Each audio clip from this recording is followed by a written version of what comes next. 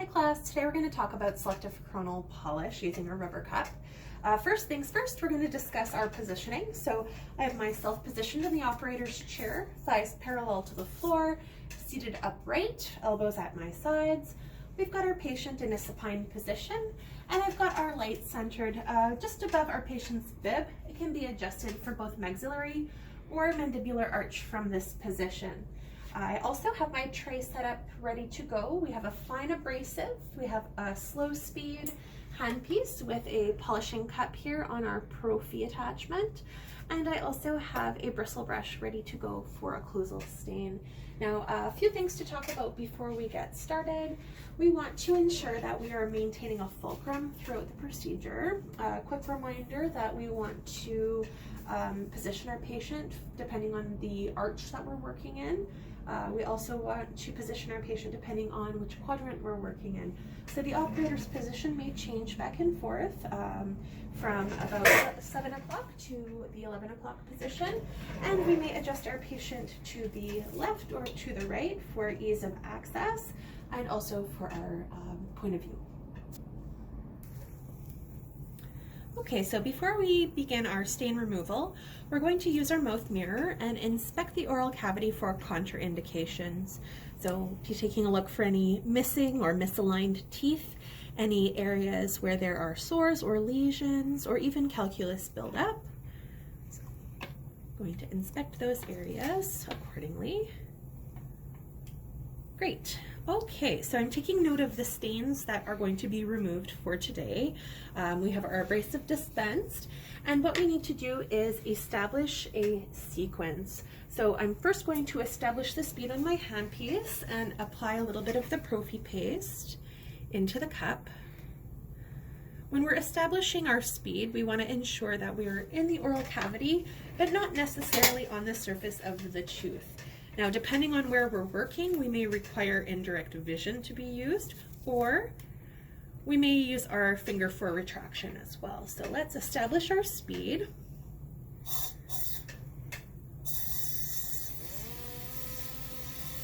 And we want to ensure that we're using a nice sweeping motion from the gingival margin all the way down to the incisal edge. So we want to maintain a consistent speed in order to not overheat the tooth. Now, if we were doing a coronal polishing, we would want to start with the most distal tooth that has stain and work our way towards the anterior. You want to establish a sequence for stain removal to ensure that none of those stains get missed. So I'm going to ask my patient, Mr. Fletcher, please turn to your left. And we're going to begin our positioning for coronal polish of tooth number 2-1, and that's on the facial surface. So once again, we'll retract, establish our speed, and I want to ensure that I'm running that cup at a high enough speed to splay the polishing cup and allow the prophy paste to contact with the enamel. We'll establish our speed, we'll establish a fulcrum that's going to provide stability and control, and then we're going to use a sweeping motion from the gingival margin down to the incisal edge to remove those areas of stain. Now we want to make sure that we're not overheating the tooth by going over the same surface more than 2 times without giving the tooth a break. I've gone over the surface twice. We would allow the tooth to cool down before coming back for a 3rd attempt at removing the stain.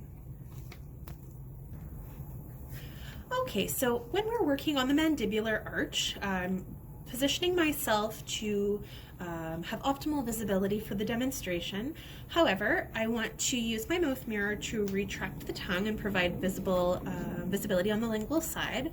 I'm also retracting the cheek with my finger, and I've positioned my fulcrum just mesial to the working tooth. With occlusal stain, I have switched over now to our bristle brush, and we're going to use a sweeping motion on a low speed to sweep the stain away from the middle of the pits and fissures and outwards towards the cusps. So let's establish our speed.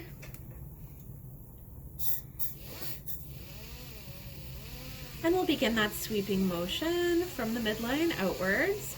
And just with the coronal polishing cup, we don't want to go over these surfaces more than 2 times, otherwise we may overheat the tooth.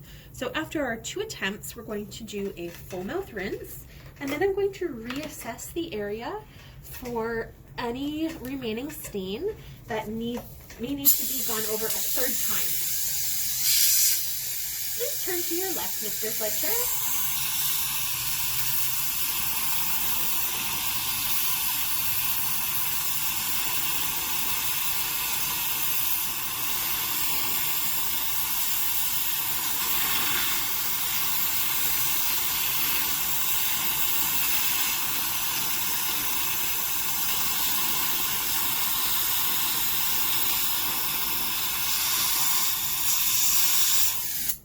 We will now re-evaluate the procedure using our mouth mirror to ensure all of the stain and prophy paste has been removed.